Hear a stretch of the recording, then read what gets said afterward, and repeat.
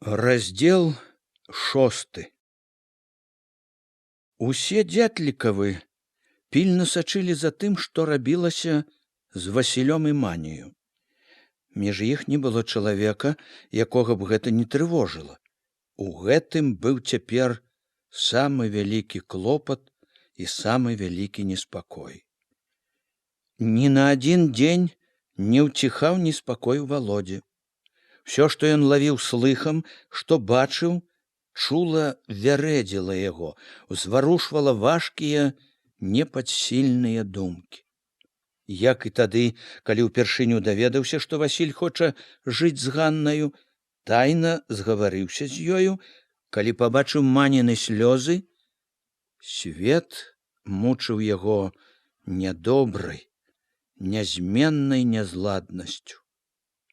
Гэтая нязладнасць не толькі не прападала з днямі, а яшчэ нібы больш паказвала, якая яна вялікая і моцная. Колькі Валодзя не думаў, усё не выходзіла так, каб усім было добра. Всё ішло да таго, каб жыць утраіх і з Маняю, і з Ганнай. Але цяпер, відаць, ужо было, што калі б і ўзяўся Васіль карміць абедзвюх, дык всё адно нічога б не склеілася. Маня толькі і ведала, што клясці Ганну. Доўга Васіль цярпеў бы, слухаючы век гэту кляцьбу? А то ж, пэўне, кляцьбою адною і не абышлося б. Канешне ж, пры такім жыцці ці адна, ці другая век чаплялася б за косы. Крыку на ўсё сяло было б век, толькі і аставалася б сядзець ды разбараняць ашалелых. Не было ніякага ладу і ў Валодзевых думках і пачуццях. Хоць Васіль быў і вінаваты ва ўсім, хоць ад гэтага Валодзьку было няёмка і сорамна за яго, за тое, што ён і сустракаўся тайна, і згаворваўся тайна кінуць жонку, было Валодзьку разам з тым шкада Васіля. Што не кажы, а Васіль всё ж такі брат. І хоць бывала, брат гэты не вельмі ласкава абыходзіўся з Валодзькам, а ўсё ж такі не вельмі добра на душы. Калі бачыш, што брат твой сам невясёлы, можна сказаць, няшчасны. Што там не казала Маня, Валодзьку часта шкада было Ганну, якая таксама ж мучылася з паганым сваім карчом і не з радасці ж вялікай хацела к Васілю жыць перайсці. Шкада было і заўсёды чамусьці няёмка і сорамна, хоць Валодзя і сам толкам не ведаў. Чаму? Мабыць, таму, што Ганна ўсё ж чужая жонка, венчаная ў царкве з другім, што бегала к Васілю тайна, хоць Васіль венчаны з другой. Сустракаліся тайна, не па закону цалаваліся, хоць чужыя. З гэтым зноў і зноў улазіла спакуслівая. Всё ж добра было б, каб Ганна перайшла, стала сваячкай, каб сваяком стаў і Хведзька. Яны, праўда, і так амаль ужо сваякі з Хведзькам, калі ўжо ў Васіля з Ганнаю было такое. А ўсё ж такі лепей было б, каб парадніліся са ўсім, па закону. Шкадаваў Валодзька і Маню. Маню дык ён толькі шкадаваў. Што не думае, яна самая няшчасная. Васіля ўсё ж любіць Ганна, і Васіль Ганну таксама любіць. Яны могуць пашкадаваць адно аднаго, а Маня як сірата. Васіль і глядзець на яе не хоча, гаварыць не хоча. Шкада Маню. Ад таго маркота і жаль бяруць, калі бачыш, як яна горбіцца іншы раз пры калысцы. І хочацца неяк суцешыць, каб ёй не было так горка, неяк памагчы ёй. Валодзька не адкручваўся, як раней, калі матка загадвала пазабаўляць малое, якое само чамусьці ляжаць ціха не магло. Калі ў хаце нікога не было, а Алёшка пачынаў гарланіць на ўсю хату, то Валодзька і без чыіх там загадаў падыходзіў да калыскі, забаўляў ці гушкаў хлопчыка. Не тое, што кніжку, а і забавы цікавыя свае кідаў, каб супакоіць Алёшку. Іншы раз ён агукаў, як матка, і крывіўся смешна, паказваў рожкі, і калі Маня была ў хаце, калі ёй было не да Алёшкі. Володьку хацелася, каб яна пахваліла яго. Вось які ён, сказала б, добры, як памагае ёй, але яна нібы і не заўважала. І нават Володька здзівіўся, зіркнула неяк нелагодна, быццам і недовольна была, што ён памагае. Знарок падышла да калыскі, адштурхнула яго, стала карміць малога, хоць той і не хацеў есці. А то вось, калі Володька узяў забаўляць Алёшку, раптам кінула паласкаць пялёнкі ў начоўках, ды так злосна рынулася да Володькі, што таго страх узяў. «Чаго лезеш?» Закрычала, аж трасучыся ўся. Вочы яе былі чырвоныя, круглыя, рот шчэрыўся. «Чаго чапаеш?» Володьку здалося, што яна зараз ухопіцца за віхор яму ці ўчэпіцца злымі зубамі. «Я пазабаўляць хацеў». Ён з асцярогі адступіўся ад калыскі, не зводзячы з Мані вачэй. «Пазабаўляць! Ідзі забаўляй сучак па завуголлях!» «Забаўляка!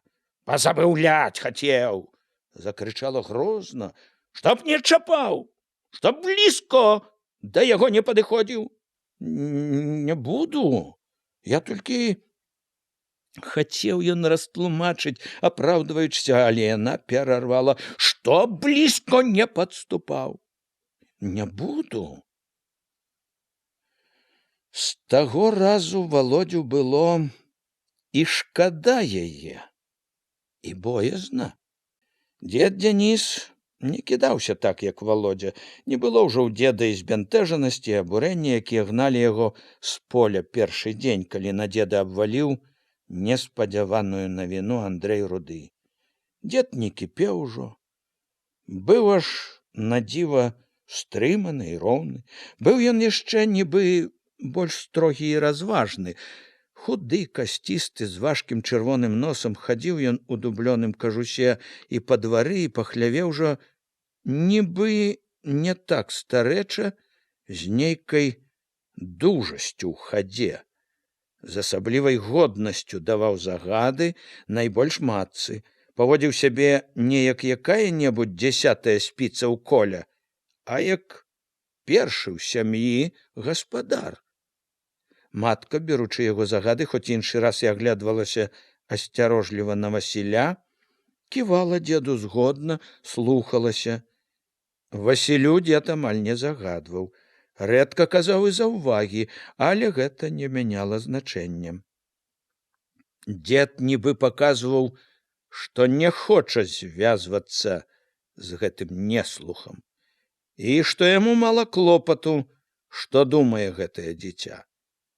Трэба сказаць, што Васіль, хоць і не бегаў па дзедавых загадах, нічым не пярэчыў, што дзед, праўда, старшы.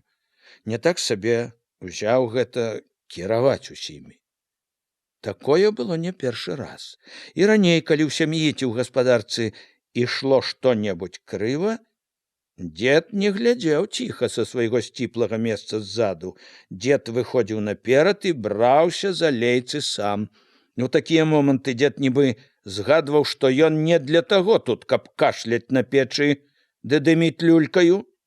Бачыў нанава, што ён, а не маладыя стрыкуны гэтыя, самы сталы тут. Адзін сталы і адзін разважны.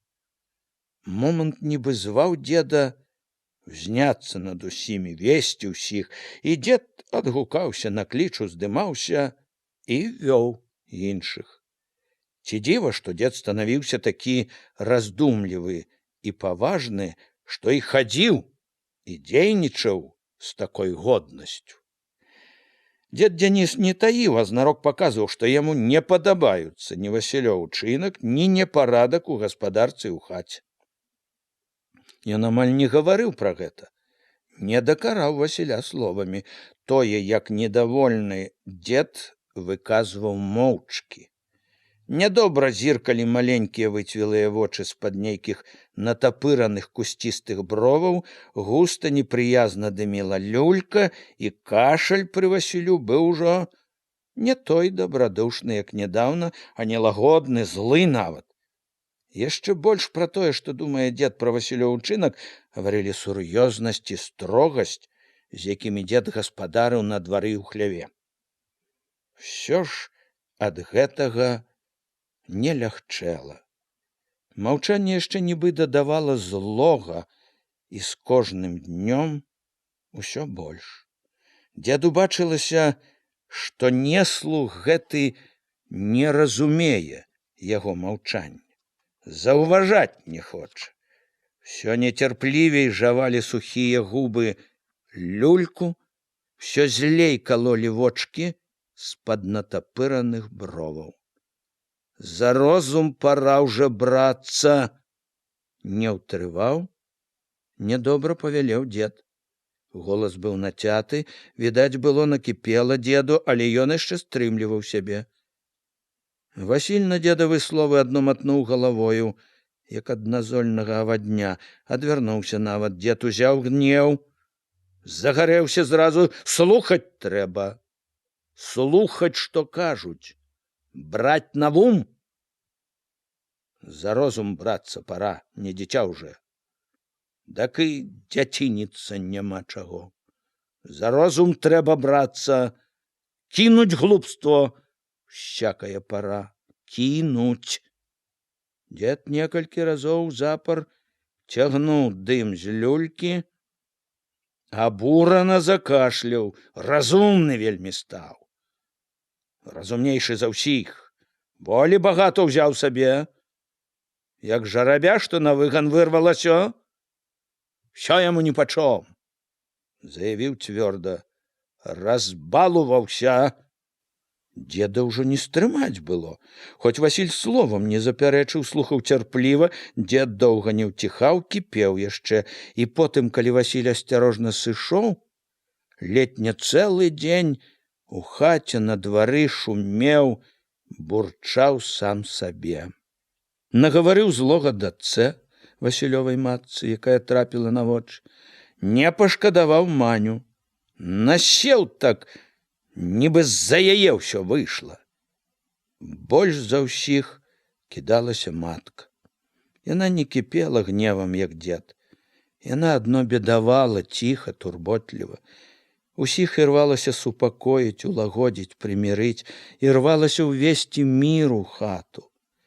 Асабліва старалася дагадзіць яна Мані, з якой абыходзілася так ласкава, нібы хацела адплаціць за ўсё гора, якое даў яе сын. З твару яе не сыходзіла вінаватасць, чулая, добрая вінаватасць. Матка нібы прасіла быць незласлівай, дараваць.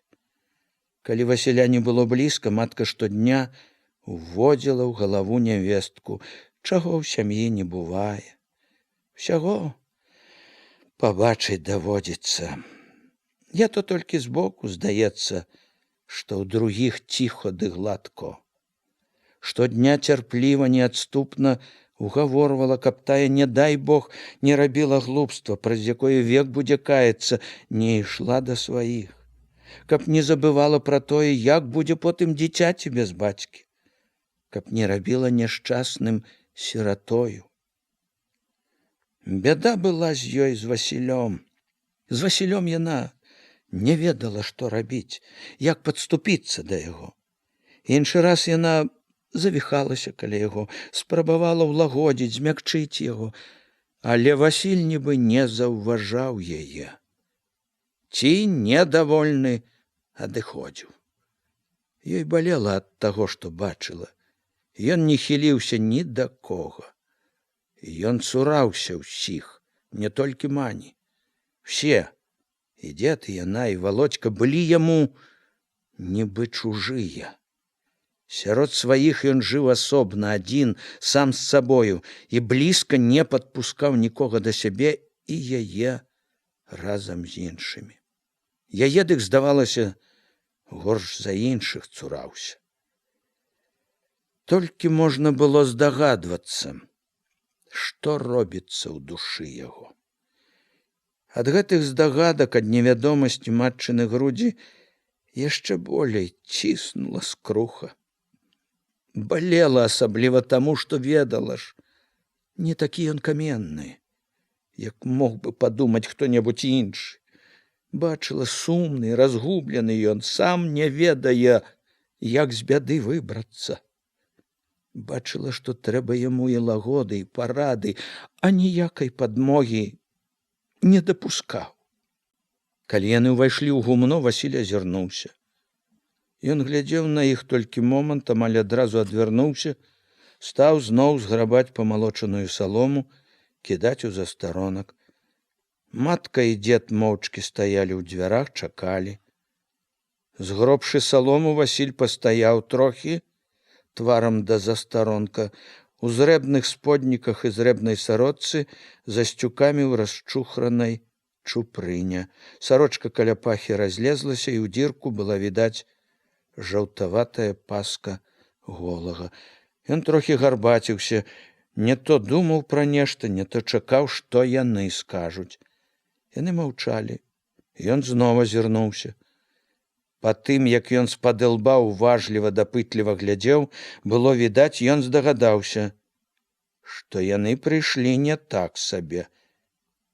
Але яны не сказалі нічога. Зноў стаялі моўчкі. Дзед у кажусе, у кучомцы, строгі, з тварам рашучым, важным. Маці ў каптане, як бы спалоханая, вінаватая, з апушчанымі зморана рукамі. Яна трывожна сачыла за кожным Васілёвым рухам. Васіль стаяў, схіліўшы галаву, схаваўшы вочы, хмурны, насцярожаны. Было чуваць, як пад страхою зацята верашчаць, пра нешта спрачаюцца вераб'і. Як недзе цупае цэп, як крычаць, гуляючы дзеці. Дзед пакашляў, пачаў першы. Па абавязку старэйшага. Дык што ж ето будзе? Васіль варухнуўся, зіркнуў іх бок, не сказаў нічога. Дзед памаўчаў зноў, пайшоў далей. Як жыць будзеш? Васіль зноў варухнуўся, не падняў вачэй. Так і буду. Дзед пачакаў трохі. Як ето? Так. А так? Дзедавы вочкі пад натапыранымі брывамі павастрэлі. Дзятліха спалохана зірнула на старога, молячы маўчаць. Ён недавольна, нязгодна адвёў вочкі, але стрымаў сябе. Сох саўсім, лагодна пашкадавала матка. У Васілёвым твары смыкнулася нешта кволае, сумнае. Яна пасмялела. Чтоб на сухоты не пайшло. Ён не зірнуў на яе. Але матка заўважыла, слухае. З трудных думак можа пайсці. Трудныя думкі да ўсяго давесці могуць. Раптам зноў пабачыла пасачку голага пад пахаю, пабачыла малым няшчасным, зайшлася такім жалем, што перахапіла горла. Всёй душой раптам падалася да яго і тады сказала самае цяжкае, самае важнае: не думай нічого. Кінь пра яе. Не думай. Лагодна, аддаўшыся ўся парыву і надзеі, што напоўніла нецярплівасцю і дужасцю, загаварыла: не думай. Ні да чаго ўсё ето. Сухоты толькі адны, а толку ніякаго. Ето толькі здаецца так, што добра, што лепей будзе. Толькі так здаецца. Лепей не будзе. І так жа добра. І гаспадарка такая, і зямля, і хвата свая, і сынок які. Глядзець толькі ды радувацца, як яно ручкамі ды ножкамі перабірае, як яно гулькае нешта, як яно смяецца бацьку свайму. То ж і не агледзішся, як ён падрасце, пабяжыць сваімі нагамі. Як вырасце бацьку па плечы, цешачы век свайго радзіцеля, хвалячы век Бога за такога радзіцеля, што выкарміў, вырасціў яго на радасць. Што ж такі хорошы хлопец расце, красівы ды дужы, чысты бацько. А здаровы, а сілак будзе не інакш. І Маня, слова не скажу, уже за тое, што прынесла, дзякуваць, ды дзякуваць, ды за такога хлопца, што падарыла. Заўважыла нядобрае ў сынавым твары, баючыся, што вось-вось пераб'е, загаварыла яшчэ гарачэй. Канешне, на пагляд не вельмі, дык ці ж жонка на тое, чтоб глядзець на яе? У другой є на што паглядзець, дык толку з таго пагляду. Калі яна ні ў хату нічого, ні ў жызні нічого, а то бывае і так, адным вокам на цябе, а другім на другого. Ці пражывеш, а сына не дажывешся, без патомства, без радасці пакіне. Сяляк будь можа. Там усё віламі па вадзе пісано. І так будь можа. Бачыла, ледь намякаць стала на Ганну, насцярожыўся зноў. Слухаў нецярпліва, вочы ўжо не таропіліся ўніз, бегалі недзе па-за старонку, не знаходзілі прыпынку, чула, надокучаць стала яму. Загаварыла карацей. І тое забываць не трэба. Маня не пабегла к другому. Бацькам наперакор сказала: пайду. Беднасці не пабаялася. А тая, дзядліха з-за гневу ўжо траціла разважнасць, тая, як быў не жанаты ды бедны, дык прызнаць не хацела, адвярнулася, да карча пабегла, лепшых знайшла, а як пабагацеў ды хату паставіў, абжыўся, дык і сам добры стаў.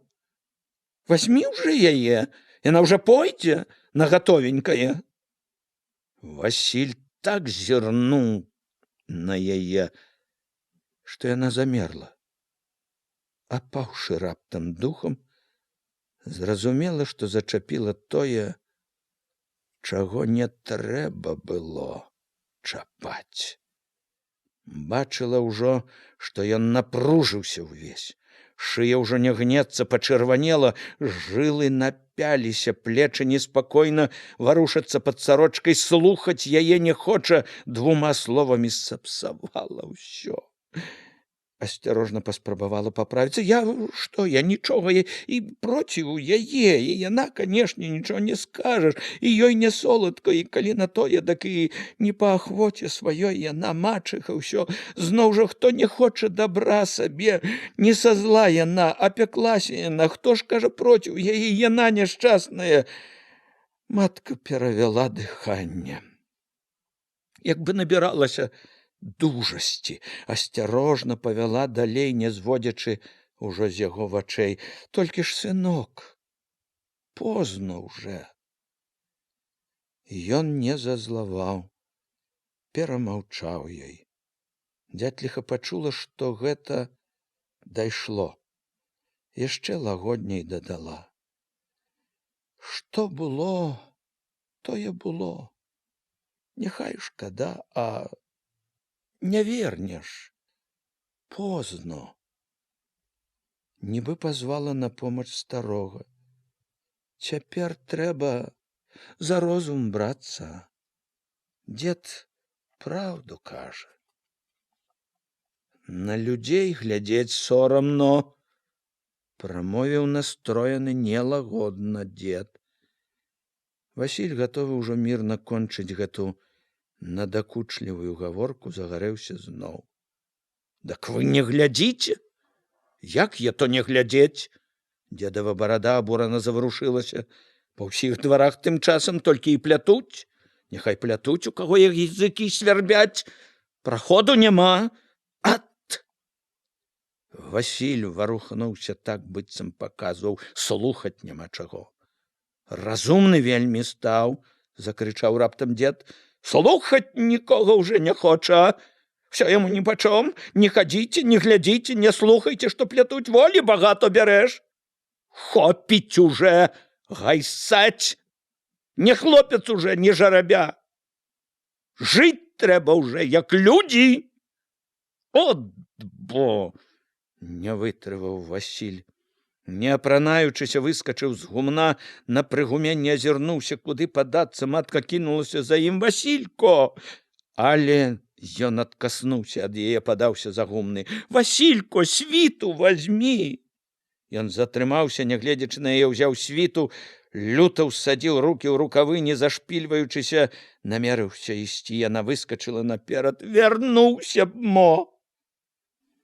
Яна нясмела зазірнула ў вочы яму.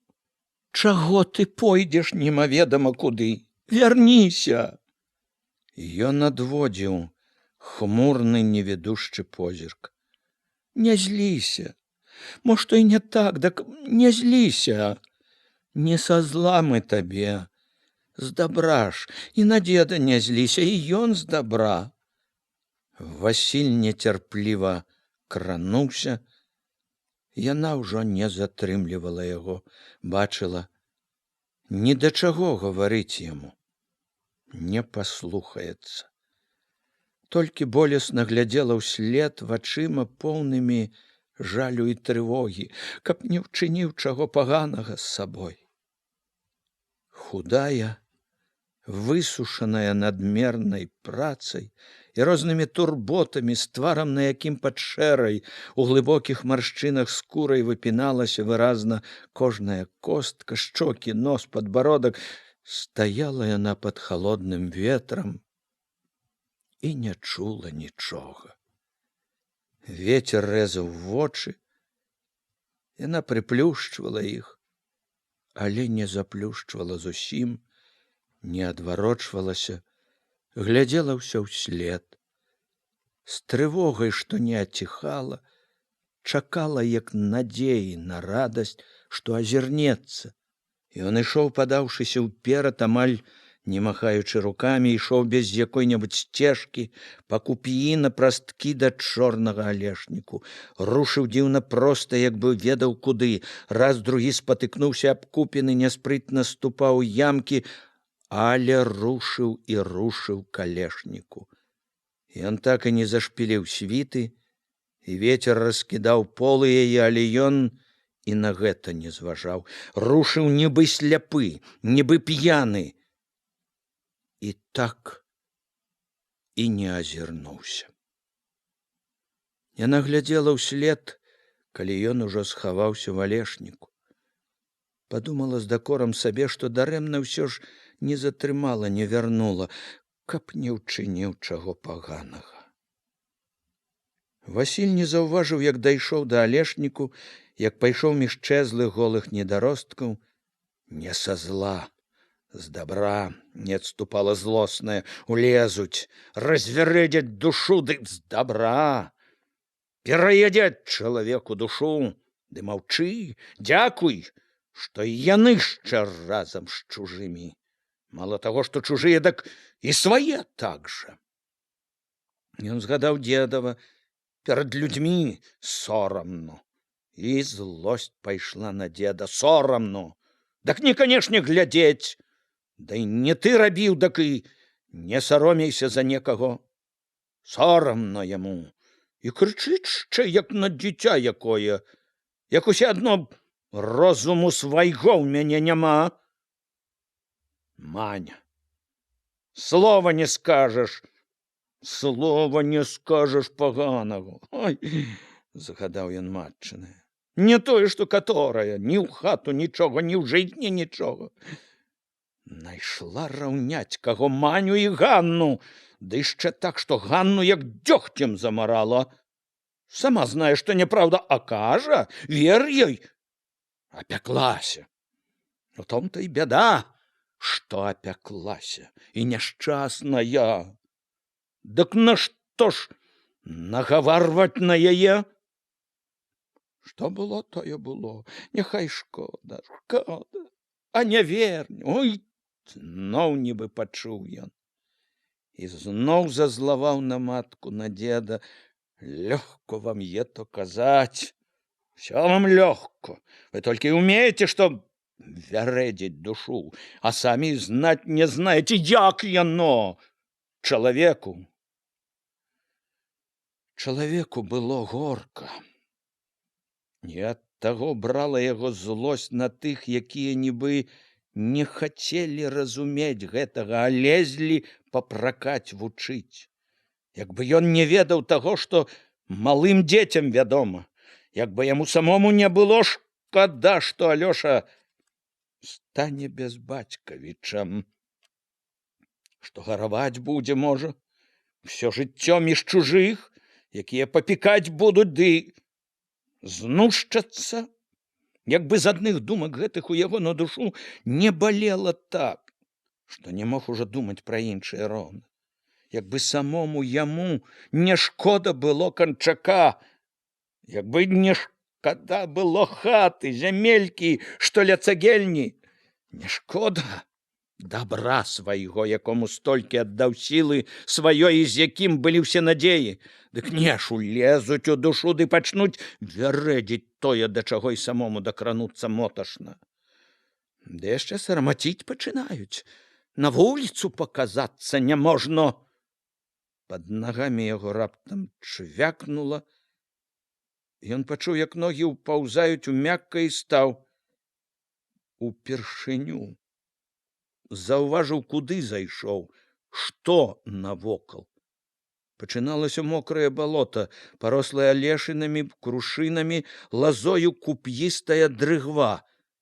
З усіх бакоў аднастайна паныла абступалі голыя, хмурныя дрэвы, наперадзе яны раслі радзей, алешнік свяціўся, і між іржавай травы чорна, быццам дзёгаць, значыліся лапіны балотнай вады.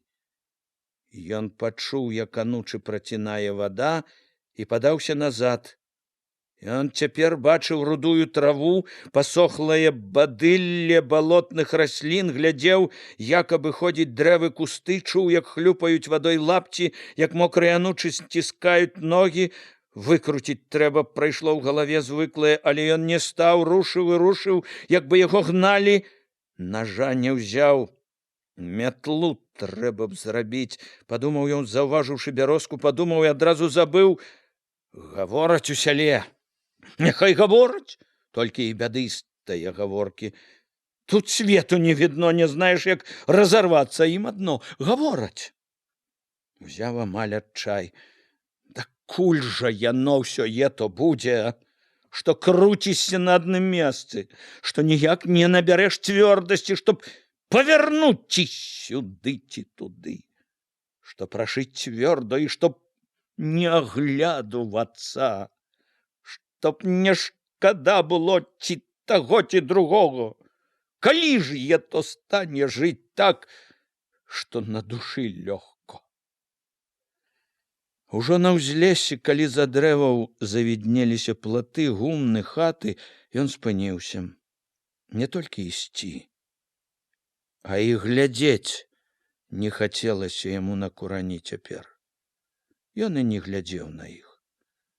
Стаяў, вадзіў, як лось, што трапіў за гароджу, сумотнымі вачыма. Не ведаў, куды падацца. Блізка аказаўся ўчарнелы пянёк. Васіль сеў, пачаў хапатліва, нібы радуючыся, што знайшоў клопат, развязваць аборы, раскручваць анучы. Разуўшы адну нагу, краем палы світкі выцер на суха гарачыя пальцы, пятку, расцёр, сагрэў всю нагу, дакуль намокла, выкруціў анучу, старанна абуўся. Разуў другую нагу, абуўся. Ён борздаў стаў, от адно зрабіў, што зараз поле паглядзець. Як там яно? Нагадаў сабе. Ужо намерыўшыся ісці, павёў позіркам па гумнах, хатах, спыніўся на сваім гумне. У грудях заныла. Ганна. Уміг пачуў пах саломы, яе плячо, яе адданы шэпт: «Адзін ты ў мяне, адзін быў і адзін цяпер». Вочы знайшлі той плот, каля якога пабачыліся апошні раз. Не жыць жа век не любячы. Ён павёў вачыма туды, дзе яна цяпер пакутавала, нахмурыўся, адарваў позірк. Як без яе аднаму? Думаў ён, ідучы ўзлессем к полю. Канешне, без добра свайго не чалавек. Канешне, гаспадарка е то гаспадарка, аснова, е аснова і тые. Берагці ўсё, канешне, трэба. І коня, і хлявок, і хату, і землю нашаму брату-гаротніку нялёгко. Ето наживается. Да, распетрить можно в мент, а нажить попапяться, жилы подорвать трэба, это правда. Але что ж ето за жыццё? Калі не радасць у хаце, калі не бачачы Ганну, як не жывеш? Все одно, что не жывеш, і робіш, і глядзіш все, что трэба, як не жывеш. Ды і яна, як адна будзе, з гэтым дурным карчом, якому яна папалася на бяду сваю. Калі ён, Васіль, можна сказаць, адна надзея яе, як жа ён адну кіне яе ў бядзе? Каб яна гаравала век? Поле было голае, панылае, як і ўсё ў гэты ветраны дзень, калі сонца і не праглядвала з-за нізкіх, даўкіх хмар. На шэрай, бруднай аднастайнасці вылучаліся адно лапінкі руні, на якія ён паглядваў праз завалоку думак, мелькам, без цікавасці адзначаючы, як яна ідзе ў другіх. Было клопатна і хораша. Калі ўбачыў сваю паласу, яна ўся зелянела. Кволыя сцяблінкі, калі стаў перад паласою, заварушыліся, нібы віталі яго, радаваліся яму. Ён, шастаючы лапцямі па чэзлай траве, пайшоў мяжою ўздоўж паласы з цікаўнасцю, трывогай і радасцю, узіраючыся ўрунь. Не, зямля гэта і цяпер не падманула. Рунь была ўсюды дружная, моцная, ні аднаго зярняці, пэўна, не прапала. Ето расце, свяцілася ў ім. Звыкла з асцярожлівасцю, каб не ўракнуць. Стрымаўся. Як Бог дасць снегу ды марозу і вясну добрую, дык уродзіць нешта, будзе жыто. Толькі Бог даў снегу ды вясну ды лето добрае. Чтоб не вымерзло, не вымакло, не высохло, не дай Божа. Як бы помоліўся ён. А зямля, болей бы такой зямлі, всю такую зямлю. Недарэмна стары лясун жыліўся так, было чаго шкадаваць. А ўсё ж таки не ўбярог, аж плакаў, як аддаваў, а ўсё ж таки аддаў. Добрая, ды адно мало, каб шчэ хоць столькі. Прыйшоў на памяць той незабыты перамер, калі біўся з Еўхімам. Адрэзалі б тады тут ля цагельні, а жыла даўняя бяда. Дык удзялілі кавалак, скруціў корч хітры, у лес, казалі, ў душу самога упаўнаважана, у лес такі, пэўне, бо вельмі ж ужо абрэзалі выгадно. І Міканор, справядлівы такі, перарабіць не мог. Маладзец сяротавец, а з карчом не справіўся. Нічога, шчэ можа справяцца. Унь як за кулакоў взяліся, тот-то дрыжыць стары хітрона. Лістам стеляцца, толькі цяпер не выкруціцца. Не выкруціцца, падумаў з уцехай. От бы тады прырэзалі б ад іхняй карчоўскай. Блізко ж совсем. Мог бы отдать всю тую, что под Михалевым.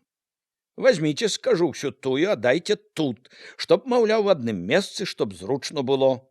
Аге, дадуць табе, побачиш, як свае вушы. Дадуць, не дадуць, а попробовать, конечно, трэба.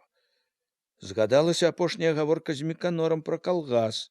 Капаешся ў гразі, добра свайго бачыць не хочаш. Добро. А бачым, якое то яшчэ добро. Придумали, отдай все свое, поменяй на чужое, отдай свое поле, дзе кожную сцяблінку, здаецца, сагрэў быў сам. Ішоў бы ад адной да другой, ды хукаў бы, каб не мерзла. Отдай чужому, якому на яго напляваць. І сам не рабі немаведама на каго. Немаведама за што. Ідзіце, як вам так хочацца. А мы як-небудзь і так проживем. Ды побачым, хто ще лепей. Отдай поле, Абагуль, отдай поле, это все одно, что отдай душу. Попробуй, оторви душу, як бы казаў ён Міканору. Потом кинул говорить ему. Обобегши позерком полосу, подумал уже сам себе. Вся сила человека в земли. Сила вся и радость. Няма земли, няма лічы и человека. Ганна зноў ворвалася ў яго думкі. Ён мімаволі стаў. Нібы зачапіўся за штосьці. Ну от, зноў жыло знаёмае, нязбытнае. Зноў, як спутаны. Дакуль жа то будзе? З вінаватасцю перад Ганнай взяла злосць. Не хацела тады, як можна было. За карчом пагналася.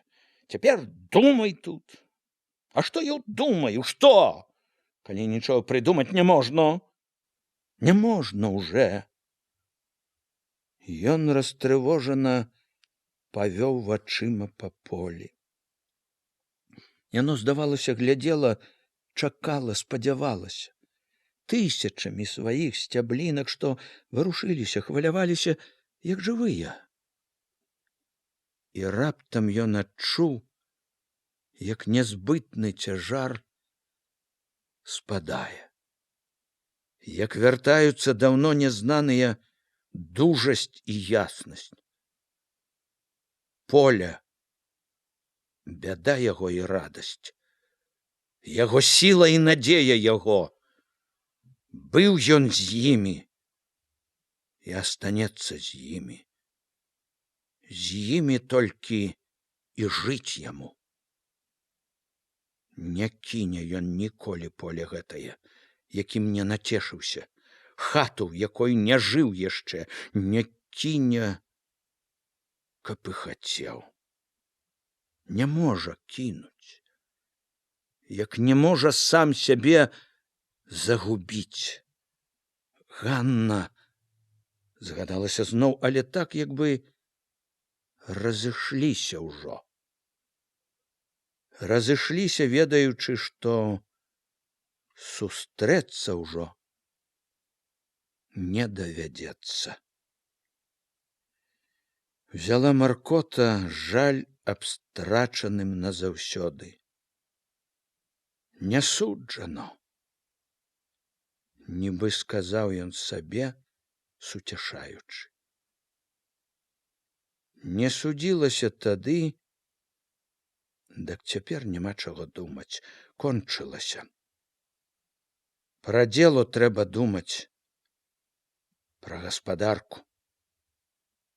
Ідучы зноў мяжою, чапляючыся лапцямі за чэзлае бадылле, тлумачыў сабе, мабуть, так уже век, што не можна, чтоб усе было аднаму, што трэба нечым паступацца. Дак і трэба паступіцца. Не малы, не стрыкун, хваціць уже балувацца, мала што да ўпадобы, прайшла пара, Пра дзело думаць трэба. Цераз палосы спожнюю, цераз узараныя, цераз межы ён падаўся к узлесю бліжэй да сяла, зрэзаў вялікі кут, той жа хуткай дужай хадою з болаткам, поплавам амаль на прасткі пайшоў к загуменню. Абінуўшы сяло, выйшаў к свайму гумну. Да самых поцемкаў, не аддыхваючыся, цупаў і цупаў цэпам. Ужо ў цемры зачыніў вароты гумна, але не пайшоў вячэраць. Доўга гаспадарыў хляве, цешыўся канём.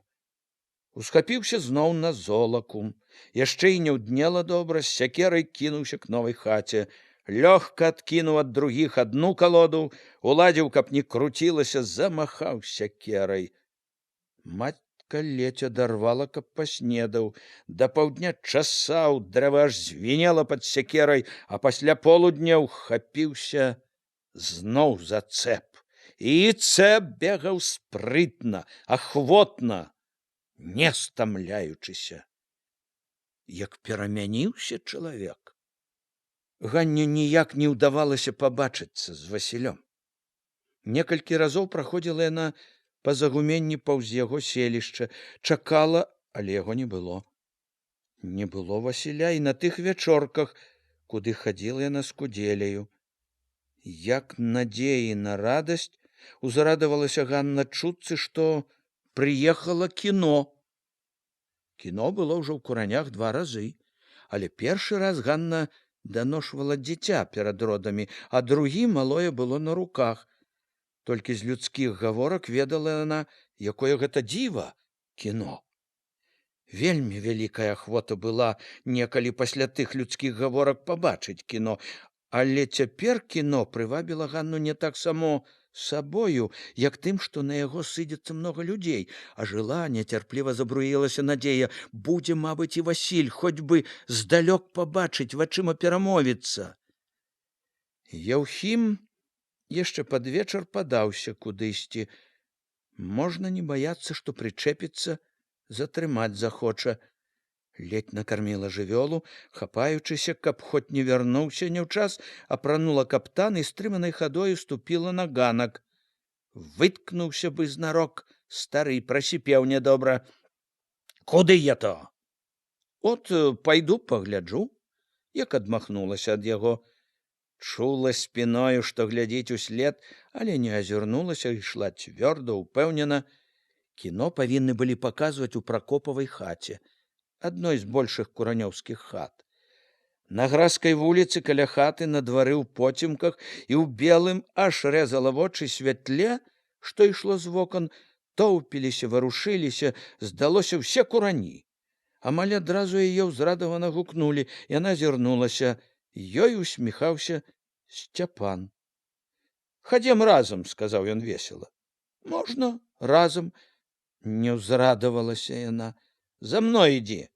Было многа не толькі моладзі, але і старых, асабліва мужчын. У двары прыйшлося проста прабірацца між чародак людзей. Сярод дарослых усюды шнырылі малыя, гула гамонкаў, скідваўся смех, вясёлыя воклічы. Як на вяселлі якім, ці ў царкве на вялікі дзень, падумала Ганна таксама, поўнячыся весялосцю. «О, тут є такая машынка, якая ток электрычны дае», — цешыўся, казаў Сцяпан. «Круціць яе трэба, чтоб электрычнасць дала». Ён засмяяўся. «Глядзі, сколькі ахвотнікаў пакруціць, а папасці ў кіно бясплатно».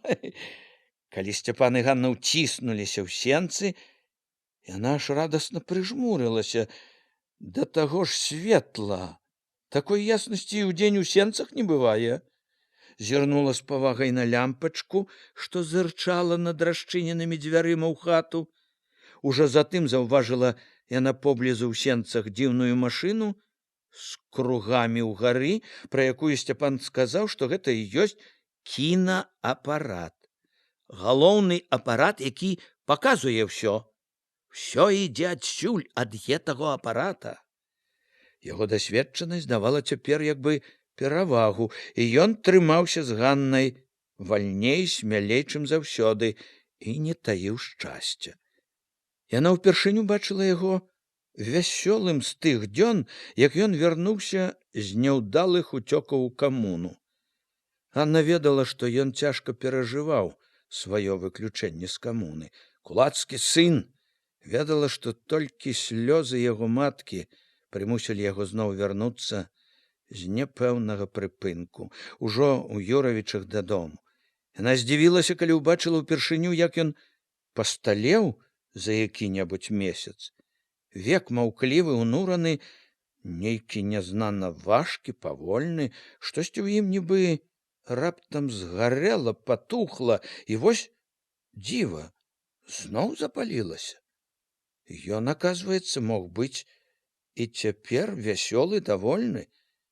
Каля апарата корпаўся, штосьці папраўляючы, гладкі, здалося, вясёлы незнаёмы хлопец з русявымі, зачэсанымі назад валасамі. Тут жа быў і Андрэй Руды. Важна заглядваў туды, што і хлопец пытаўся ў яго. Каб увайсці ў хату, трэба было купіць білет, якія прадавалі на століку перад дзвярыма. Сцяпан толькі ўзяў квіткі, пазваў Ганну ў хату, калі побач раптам выпнуўся расчырванелы, з вачмі, што прасілі і малілі, Хведька. І мяне. Яго прапусцілі з імі. Хведька ішоў, туліўся да Ганны, анямелы ад шчасця, ад белага святла.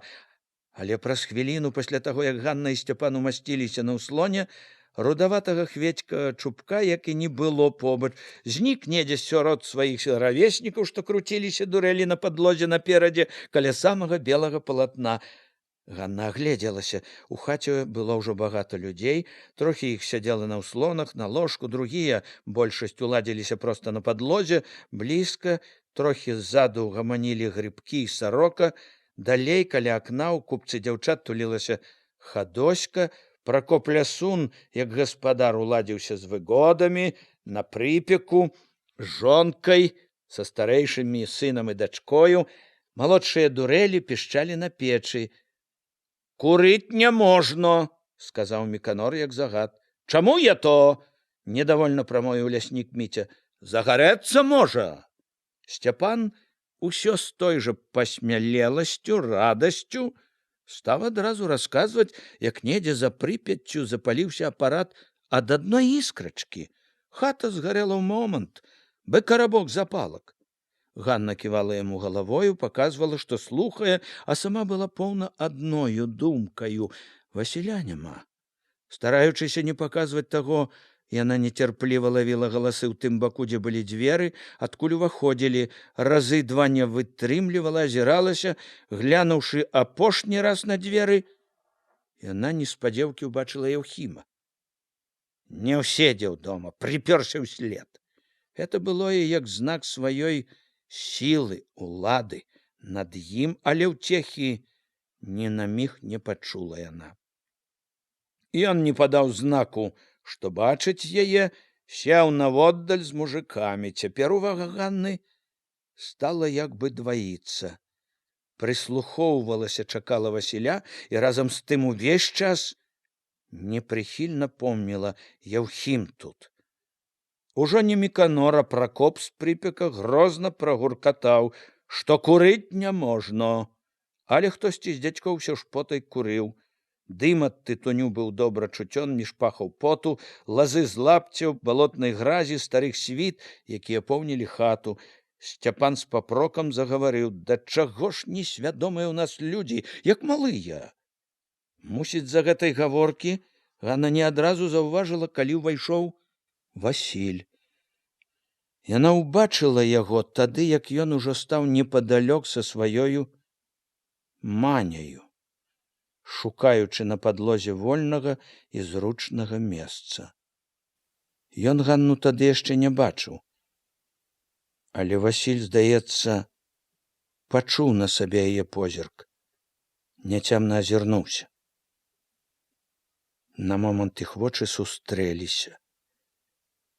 І гэты момант так многа сказаў Ганне. Тое, што яна адкрыла не ўсцешыла. Васіль адразу занепакоіўся нядобра, хутчэй адвярнуўся. У гэты час асабліва чулая яна зразумела ўсё. Не хоча і глядзець. Перадумаў. Кончано. У грудях яе стала раптам тужліва, пуста. Перадумаў. Ну і няхай. Перадумаў. Паспрабавала супакоіць сябе яна. Канешне, павінен быў перадумаць. Жонка ў яго і малое. І сама яна, Ганна, хіба ж вольная? Яна хваліла як бы з палёгкай. І добра, што так. Не вярэдзіць душу абы чаго. Але туга не адыходзіла. Ганна чула, разумела, яшчэ адна ўцеха, надзея яе прапала. У момант раптам не стала таго, чым цешылася, аб чым днямі і начамі трызніла, марыла, да чаго рвалася душою. З гэтым так цяжка было згадзіцца, што яна ухапілася зноў за мару сваю, не паверыла таму, што так добра ўбачыла. Не перадумаў. То так здалося толькі. То ён толькі перад людзьмі так. Кеб не плялі лішняго. Туга, трывога ўсё ж не ападалі. Ганна чула душою адно, адумаўся, адступіцца рашыў. Ёй зрабілася так прыкра. Быццам яна знарок сама сябе ашукала. Напляла, настроіла сабе, Бог ведае чаго, дурніца, сама напляла і сама паверыла. Яна зноў адчула сябе адзінокай, чужой, сярод чужых.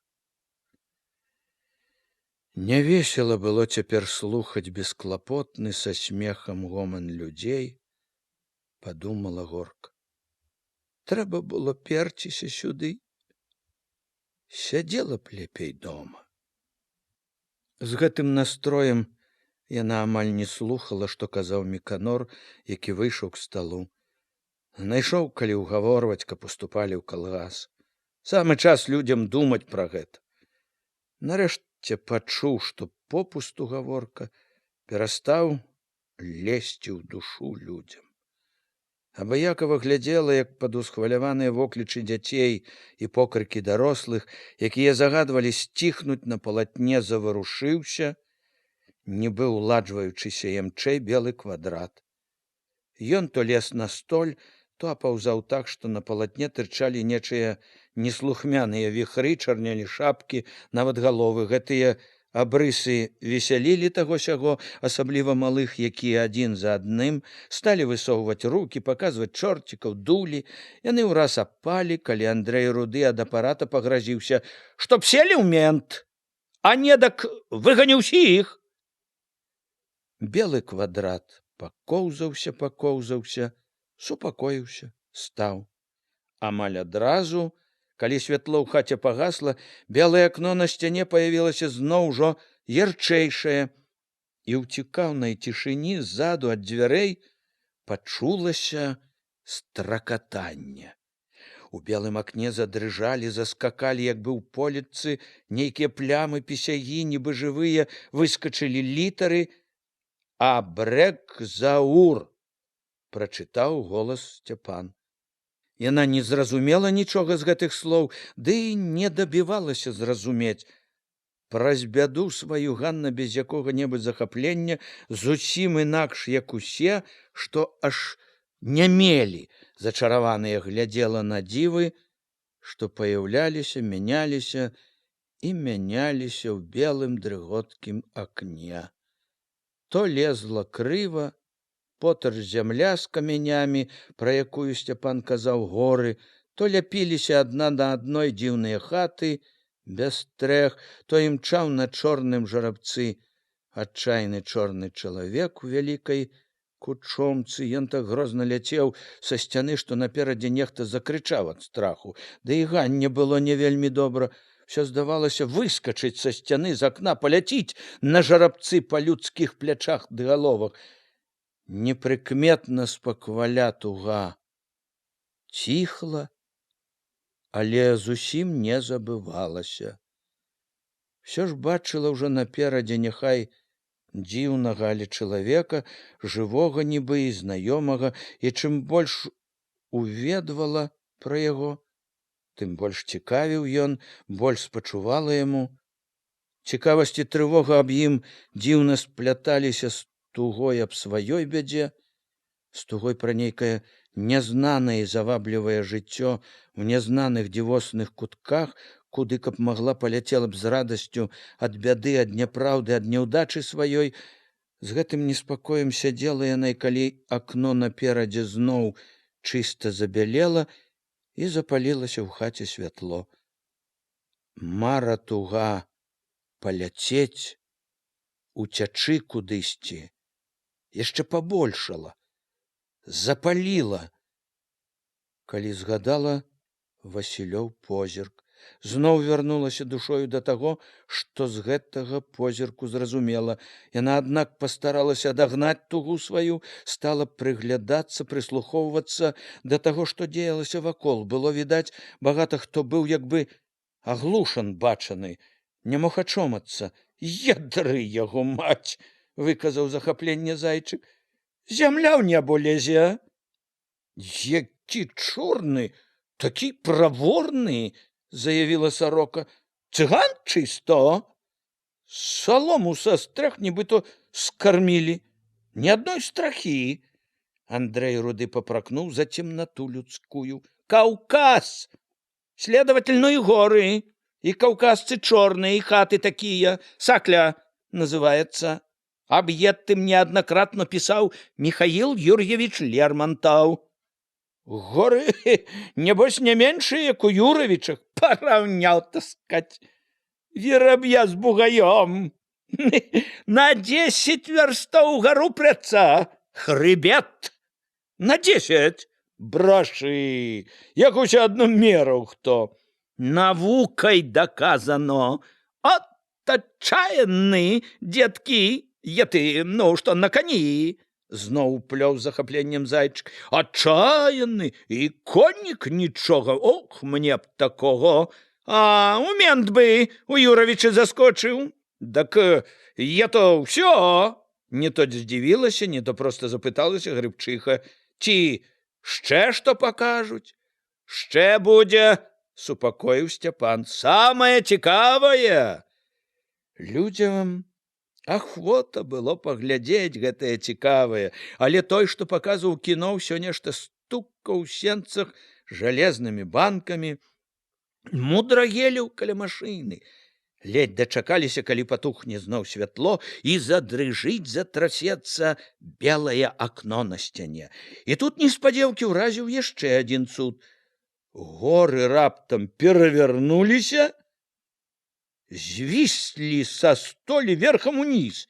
Неба і воблакі задрыжалі над імі, і конь, як муха па столі, пабег да гары нагамі, і не чалавек ехаў на ім, а ён на чалавеку, на чорнай кашлатай шапцы. Ганна, як і ўсе людзі, была так здзіўлена тым, што бачыла дасюль, што і гэта ўзяла за дзіва, якое толькі не ведала, як зразумець. Дзеці ж адразу аж завішчалі ад радасці. Віск, смех іх стаў перадавацца дарослым, з якіх той сёй, як і Ганна, стараўся яшчэ разабрацца, што ж дзеецца на сцяне. Смех, рогат усё дружнеў, дужэў. Неўзабаве ўся хата трэслася ад рогату, у якім на час зусім забылася адважная постаць чорнага конніка. Людзям было нават шкада ж, калі гэтае вясёлае відовішча на палатне раптам прапала. І вясёлы кіношнік, сам вельмі рады, што пацешыў людзей, стаў зноў корпацца каля машыны. Неўзабаве тыя ж горы і таго ж конніка ўсе ўбачылі ўжо як трэба. Ён ехаў на кані камяністай крывой дарогаю. Это было ўжо нібы не так цікава, але хутка гісторыя загадкага каўказца зноў захапіла ўсіх. У гэту ноч, засынаючы, Ганна бачыла то хаты, што ляпіліся адна на адну, то чорнага чалавека, які ляцеў на кані, цэліўся са стрэльбы зноў, і зноў бачыла Васіля, які стаяў з маняю, як адвярнуўся ад яе, ад Ганны. Дзіўныя відовішчы кіно і тужлівай рэальнасці спляталіся, блыталіся. На момант убачыла сябе на кані. Ляціць, аж дух займае, лёгка, добра ёй, шчаслівая туліцца да адважнага чорнага конніка. Не да яго, да Васіля. Ляцяць удваіх з Васілём. Васіль, мілы мой. І тут жа абудзілася. Ледзь даўмела, дзе ляжыць. У памяць зноў унізалася. Як убачыла Васіля, як ён адвярнуўся, і Ганна ледзь не застагнала. Каб адагнаць тугу, крыўду, боль, стала знарок згадваць тое, што бачыла ў кіно. Але і тут спакою не было. Душа балела па адважным конніку, марыла аб нейкіх адважных учынках, аб прасторы, аб волі. Паляцела б, не паглядзела б ні на што, каб было з кім. Цудоўныя відовішчы, якія яшчэ жылі ў ёй, звалі, вялі яе ў свет цудаў. Але ўтрымаць у гэтым свеце не маглі доўга. Зноў і зноў у мары яе врывалася згадка пра Васіля. Самая дарагая надзея гразілася цяпер самай горкай стратай.